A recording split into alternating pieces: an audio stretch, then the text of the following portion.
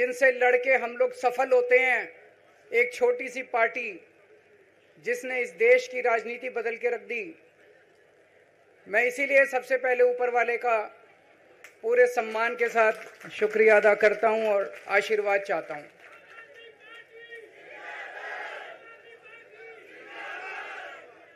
मैं उन लाखों लाखों लोगों का शुक्रिया अदा करता हूं जिन्होंने हम लोगों के लिए, जब हम लोग जेल में थे, मैं, मनीष सिसोदिया जी, संजय सिंह जी, विजय नायर जी, अभी सतिंदर जैन जी हैं, अमानतुल्लाह खान हैं, उनको वो भी जल्दी आएंगे मैं उम्मीद करता हूं। जिन जिन लोगों ने हमारे लिए दुआएं की, मन्नतें मांगी, मंदिर मस्जिद गिरजे गुरुद्वारे गए, उन सब लोगों का मैं तहे दिल से शुक्रिया अदा करता हूं।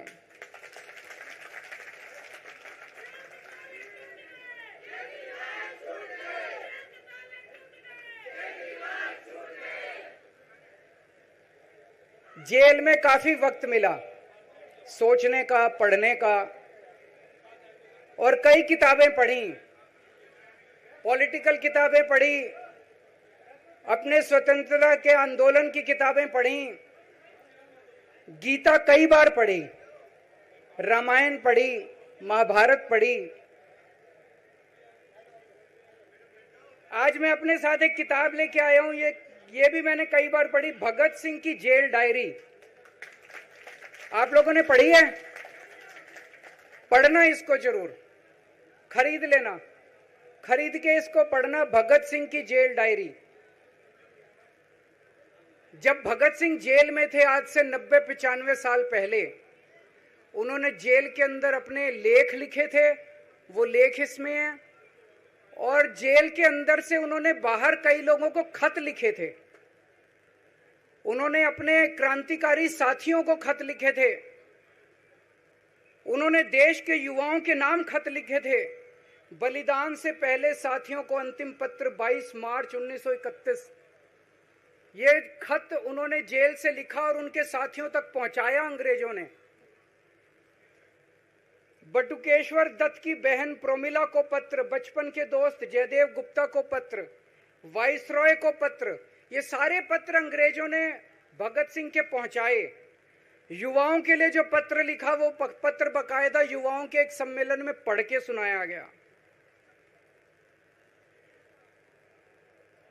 भगत सिंह की शहादत के 95 साल बाद आजाद भारत के अंदर एक क्रांतिकारी मुख्यमंत्री जेल गया। मैं अभी जेल गया, मैंने जेल से एक ही पत्र लिखा था एलजी साहब को। 15 अगस्त था, देश का स्वाधीनता दिवस था, देश के आजादी के दिवस के ऊपर दिल्ली का मुख्यमंत्री दिल्ली सरकार की तरफ से झंडा फहराता है। मैंने एलजी साहब को 3 दिन पहले चिट्ठी लिखी, 15 अगस्त के 3 दिन पहले, कि एलजी साहब, मैं चूंकि जेल में हूं, मेरी जगह आतिशी जी को झंडा फहराने की इजाजत दी जाए। कुछ गलत तो नहीं लिखा? वो चिट्ठी मेरी एलजी साहब तक नहीं पहुंचाई गई, मुझे चिट्ठी वापस करी गई और मेरे को ये वार्निंग जारी की गई। ये वार्निंग भी लेके आया हूं, जिंदगी भर साथ रखूंगा ये मेरे को वार्निंग दी गई कि दूसरी बार अगर आपने एलजी साहब को चिट्ठी लिखने की हिम्मत करी तो आपके साथ जो फैमिली मुलाकात होती है हर हफ्ते, वो फैमिली मुलाकात बंद कर दी जाएगी। मैं मन में सोच रहा था, अंग्रेजों ने भी नहीं सोचा था कि आजाद भारत के अंदर 95 साल के बाद अंग्रेजों से ज्यादा क्रूर और अत्याचारी शासक इस देश के ऊपर आएगा। आपने सुना होगा, बटुकेश्वर दत्त और भगत सिंह ने असेंबली में एक बम फेंका था, या सुना सब लोगों ने? तो दोनों को जेल हुई, दोनों को एक ही जेल में रखा गया, बगल बगल वाली कोठरी में रखा गया। ये मैं चिट्ठी पढ़ के सुना रहा हूं आपको, भगत सिंह की, जो उन्होंने प्रोमिला को, बटुकेश्वर दत्त की बहन को लिखा। कल रात बट्टू को किसी दूसरी जेल में भेज दिया गया है, तब तक वो उनके साथ ही था भगत सिंह के। ये चिट्ठी 17 जुलाई 1930 की है। उनकी जुदाई मेरे लिए असहाय हो रही है। भगत सिंह लिख रहे हैं बटुकेश्वर दत्त की बहन को कि बटुकेश्वर दत्त की जुदाई मेरे लिए असहनीय हो रही है। आज पहला दिन है जब मैं अपने को पूरी तरह उद्विग्न पा रहा हूं और मेरे लिए हर मिनट एक बोझ बन गया है। एक मित्र से जुदा होना सचमुच सगे भाई से भी ज्यादा प्रिय थे मेरे को बटुकेश्वर। तो दोनों साथ रहते थे। 95 साल के बाद मनीष सिसोदिया और केजरीवाल एक ही केस में जेल जाते हैं। मनीष सिसोदिया को अलग जेल में रखते हैं, मेरे को अलग जेल में रखते हैं, साथ मिलने की इजाजत नहीं दी जाती। आजादी की लड़ाई जब हुई, जवाहरलाल नेहरू जेल गए, महात्मा गांधी जेल गए, बाबा साहब अंबेडकर जेल गए, चंद्रशेखर आजाद जेल गए, अशफाकुल्ला जेल गए, कितने स्वतंत्रता सेनानी जेल गए, कई कई सालों तक जेल गए।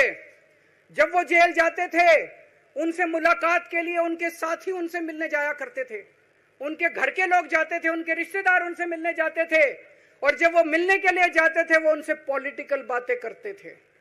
वो उनसे बातें करते थे कि कैसे अंग्रेजों को उखाड़ के फेंकना है। जब मिलने के लिए जेल में जाते थे,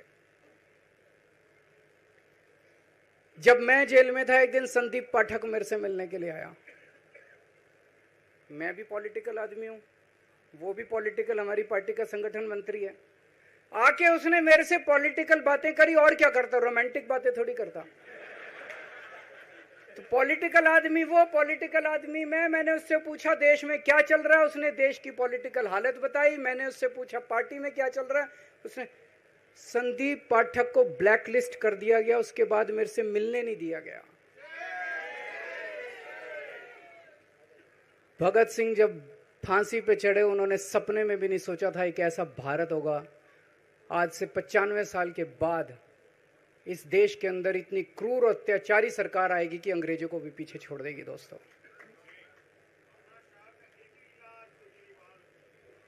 मुझे जेल क्यों भेजा इन लोगों ने? ऐसा नहीं कि केजरीवाल ने कोई भ्रष्टाचार किया, वो इनको भी पता है, मेरे को भी पता है, आपको भी पता है। इन्होंने जेल क्यों भेजा मेरे को? इनका मकसद था आम आदमी पार्टी को तोड़ना। इनका मकसद था केजरीवाल के हौसले को तोड़ना, केजरीवाल की हिम्मत को तोड़ना। इन्होंने फॉर्मूला बना रखा है। आप देख रहे हो किस तरह से एमएलए तोड़ दो, एमएलए खरीद लो, ईडी भेज के डरा दो, सीबीआई भेज के डरा दो, फर्जी केस कर दो, जेल में डाल दो, पार्टी तोड़ दो। महाराष्ट्र में कैसे उन्होंने 2-2 राष्ट्रीय पार्टियां तोड़ दी। पार्टी तोड़ दो, सरकारें गिरा दो और अपनी सरकार बना लो। इनको यह लग रहा था केजरीवाल को जेल भेज देंगे तो दिल्ली में इनकी पार्टी टूट जाएगी, दिल्ली में बीजेपी की सरकार बना लेंगे। इनको लग रहा था पंजाब की सरकार तोड़ के पंजाब में हम अपनी सरकार बना लेंगे, इनके एमएलए तोड़ लेंगे। लेकिन हमारी पार्टी नहीं टूटी, हमारे एमएलए नहीं टूटे, हमारे एमएलए तो छोड़ो, कार्यकर्ता भी नहीं टूटे। इनकी बड़ी बड़ी साजिशों के खिलाफ, बड़े बड़े षड्यंत्रों के खिलाफ केवल आम आदमी पार्टी में ताकत है जो आज इनका सामना कर रही है। इनको लगा केजरीवाल के हौसले तोड़ देंगे। आज मैं आपके सामने खड़ा हूं और मैं पूरे विश्वास के साथ कह रहा हूं कि जेल के इन 150-200 दिन जो मैं जेल में रहा, इन दिनों ने मेरे हौसले को और 100 गुना बढ़ा दिया है, कम करने की बजाय। ये लोग पूछते हैं कि केजरीवाल जब जेल में था इसने इस्तीफा क्यों दिया, क्यों नहीं दिया? जेल में से सीएम के पद से इस्तीफा क्यों नहीं दिया? मैंने इस्तीफा इसलिए नहीं दिया क्योंकि मैं देश के जनतंत्र को बचाना चाहता था। इन्हें जो इतने फॉर्मूले बना रखे हैं, एमएलए तोड़ दो, पार्टियां तोड़ दो, एमएलए खरीद लो, डरा दो।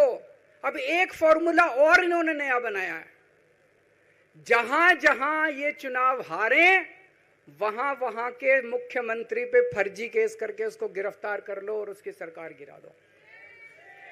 अगर मैं इस्तीफा दे देता, अगर मैं, हेमंत सोरेन साहब ने इस्तीफा दिया, मैं भी इस्तीफा दे देता। इन्होंने सीतारमैया पे भी अभी केस किया है, सीतारमैया साहब के ऊपर। इन्होंने पिनाराई विजयन के ऊपर भी केस कर रखे हैं, ममता दीदी के ऊपर केस कर रखे हैं। ये एक ऑपोजिशन के मुख्यमंत्री को नहीं छोड़ते, एक एक को पकड़ के फर्जी केस कर करके उनको जेल में डाल देते और एक एक की सरकार गिरा देते। मैं जेल में गया अभी 10 दिन पहले सुप्रीम कोर्ट की एक बेंच ने पूछा सरकार से कि जेल के अंदर से सरकार क्यों नहीं चल सकती। बड़ा आप लोगों ने अखबार में, सुप्रीम कोर्ट ने पूछा है केंद्र सरकार से कि जेल के अंदर से सरकार क्यों नहीं चल सकती, तो जेल के अंदर से सरकार साबित कर दिया हमने। अब मैं देश के सारे नॉन बीजेपी मुख्यमंत्रियों से हाथ जोड़ के विनती करना चाहता हूं, अब अगर प्रधानमंत्री जी हिम्मत करें आप पे फर्जी केस करके आपको जेल में डालें, इस्तीफा मत देना, किसी हालत में इस्तीफा मत देना। जेल से सरकार चलाना हम सबको मिलकर, ऐसा नहीं कि हम पद के लालची हैं, ऐसा नहीं कि मुख्यमंत्री पद हमारे लिए महत्वपूर्ण है, इसलिए क्योंकि हमारे लिए हमारा संविधान जरूरी है, हमारा देश जरूरी है, जनतंत्र जरूरी है, जनतंत्र को बचाना जरूरी है। इतने भारी बहुमत से जीती हुई सरकार, एक बार 70 में से 67 सीट आई, एक बार 70 में से 62 सीट आई, और आप पकड़ के जेल में डाल दोगे और कहोगे इस्तीफा दे। मैं सारे मुख्यमंत्रियों से आज हाथ जोड़ के विनती करना चाहता हूं, इनका ये नया फॉर्मूला भी आम आदमी पार्टी ने फेल कर दिया है, जो इन्होंने नया फॉर्मूला बनाया।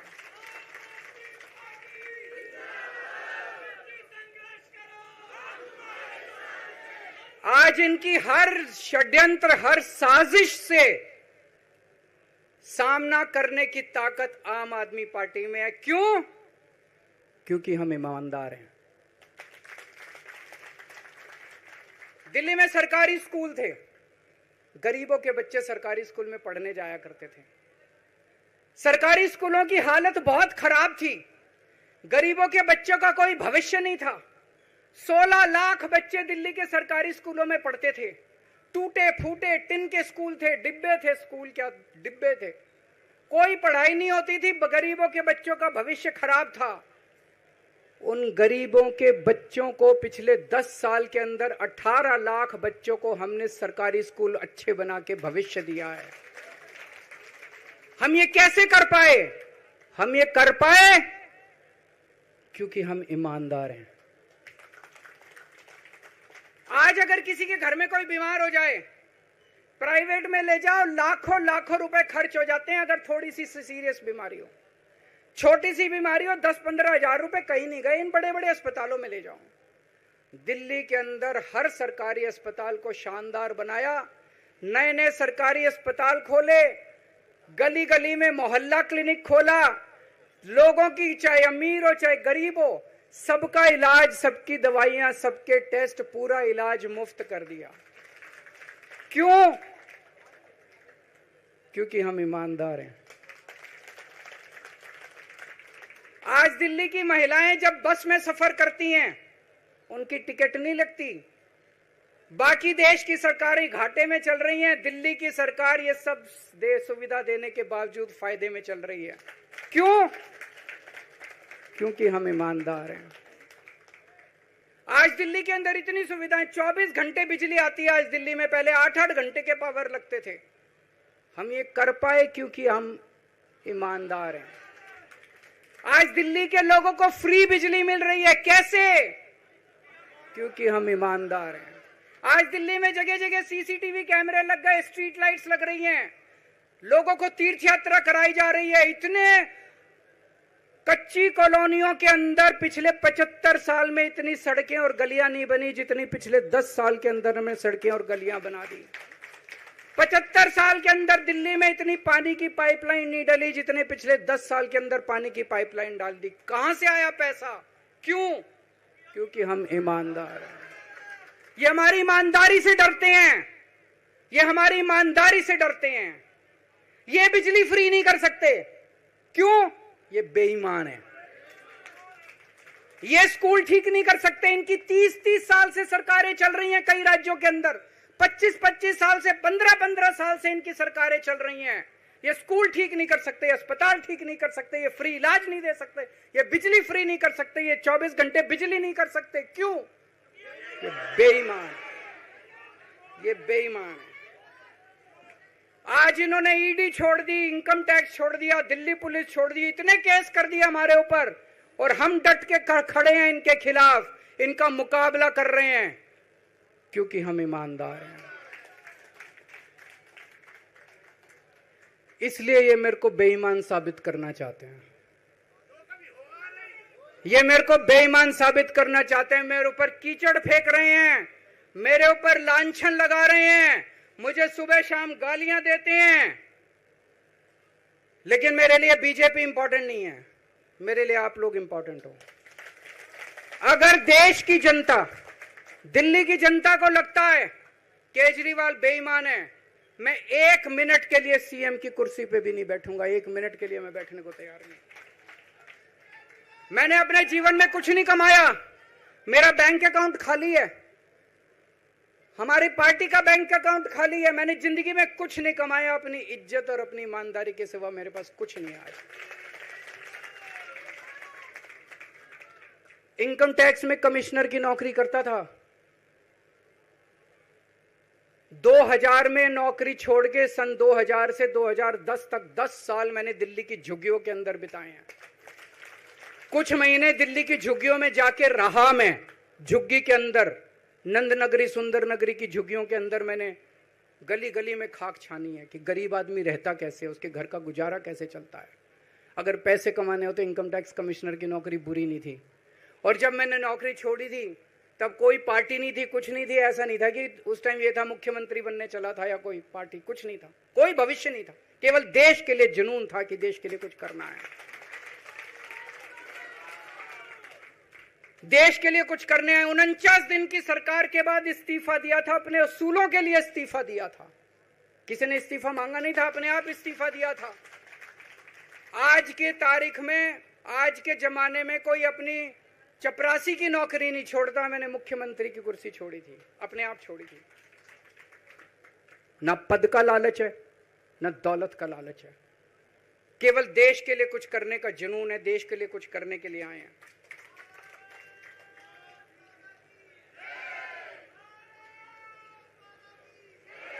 इन्होंने मेरे ऊपर आरोप लगाए, मनीष जी के ऊपर आरोप लगाए हैं। इस देश का जो सबसे कठोर कानून है, ईडी का कानून, पीएमएलए, जिसमें बेल भी नहीं मिलती, बेल मिलनी भी मुश्किल है, उसके अंदर हमारे ऊपर तरह तरह के इन लोगों ने आरोप लगाए हैं। कोर्ट से हमको बेल मिल गई, उसके बावजूद आज की तारीख में, आज जो स्थिति है, इससे फालतू कोर्ट और कुछ नहीं कर सकता था जितना कोर्ट ने कर दिया हमारे पक्ष में। हम कोर्ट के बहुत शुक्रगुजार हैं। कोर्ट ने हमें बेल दे दी, अभी बेल तक ही दे सकता था। अब ये केस चलेगा। मैंने वकीलों से पूछा, मैंने कहा मेरा दिल कहता है कि जब तक ये मैं कोर्ट से बरी होके ना आ जाऊं तब तक मैं सीएम की कुर्सी पे नहीं बैठूंगा। उन्होंने कहा जी ये 10 साल चलेगा केस, कोई कह रहा है 15 साल चलेगा केस, कोई कह रहा है 20 साल चलेगा केस। तो केस ये अभी लंबा चलेगा। आज कोर्ट जितना कर सकता था, कोर्ट ने हमारे पक्ष में निर्णय लिया है, हमें बेल दे दी उन्होंने। ऐसे कानून में जिसमें बेल मिलनी नामुमकिन होती है, उन्होंने बेल दे दी। आज मैं आपकी अदालत में आया हूं, जनता की अदालत में आया हूं, आपसे पूछने के लिए आया हूं, क्या आप केजरीवाल को ईमानदार मानते हो कि गुनहगार मानते हो?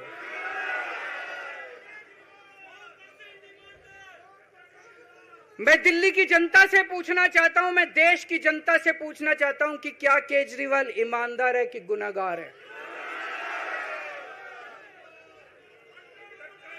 दोस्तों, 2 दिन के बाद, आज से 2 दिन के बाद मैं सीएम की कुर्सी से इस्तीफा देने जा रहा हूं।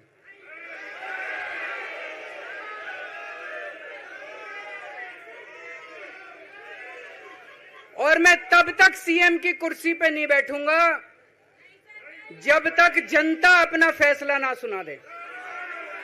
मैं जनता के बीच में जाऊंगा, गली गली में जाऊंगा, घर घर में जाऊंगा, और जब तक जनता अपना फैसला ना सुना दे कि केजरीवाल ईमानदार है, तब तक मैं सीएम की कुर्सी के ऊपर नहीं बैठूंगा।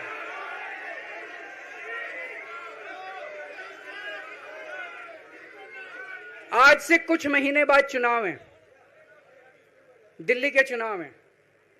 मैं जनता को निवेदन करना चाहता हूं, अपील करना चाहता हूं, अगर आपको लगता है केजरीवाल ईमानदार है, मेरे पक्ष में वोट दे देना। अगर आपको लगता है केजरीवाल गुनहगार है, मेरे को वोट मत देना। आप अगर मेरे को, फिर आपका एक एक वोट मेरी ईमानदारी का सर्टिफिकेट होगा।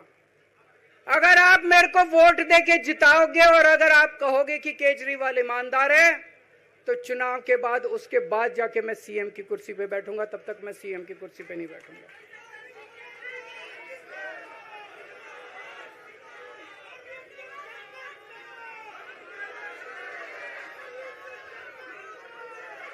आपको लग रहा होगा अभी अभी जेल से रिहा होके आया है, ये कैसा क्यों बोल रहा है? अभी अभी जेल से रिहाई होके आया है, अब ये इस्तीफा क्यों दे रहा है? इन्होंने मेरे ऊपर आरोप लगाया है। इन्होंने आरोप लगाया है कि केजरीवाल चोर है। इन्होंने आरोप लगाया है केजरीवाल भ्रष्टाचारी है। इन्होंने आरोप लगाया है केजरीवाल ने भारत माता के साथ धोखा किया है। ये करने के लिए नहीं आया था मैं। सत्ता से पैसा और पैसे से सत्ता, इस खेल के खेलने के लिए मैं नहीं आया था। मैं देश के लिए कुछ करने के लिए आया था। जब 14 साल के बाद भगवान राम वनवास से लौटे, सीता मैया को अग्नि परीक्षा देनी पड़ी थी। आज मैं जेल से आया हूं, मैं अपनी अग्नि परीक्षा देने के लिए तैयार हूं।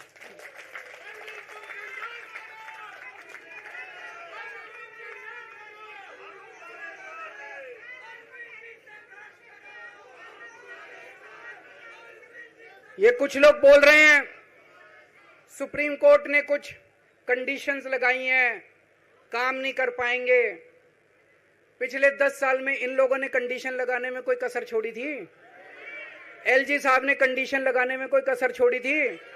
केंद्र सरकार ने 1 कानून, 2 कानून, 3 कानून, कानून पे कानून डाल के मेरी पावर छीन ली, पर आपके काम बंद नहीं होने दिए मैंने।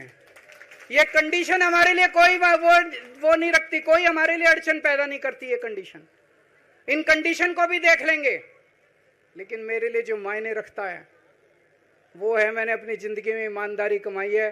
अगर आपको लगता है केजरीवाल ईमानदार है, जम के वोट दे देना मेरे पक्ष में। चुनाव के बाद सीएम की कुर्सी पे जाके बैठूंगा।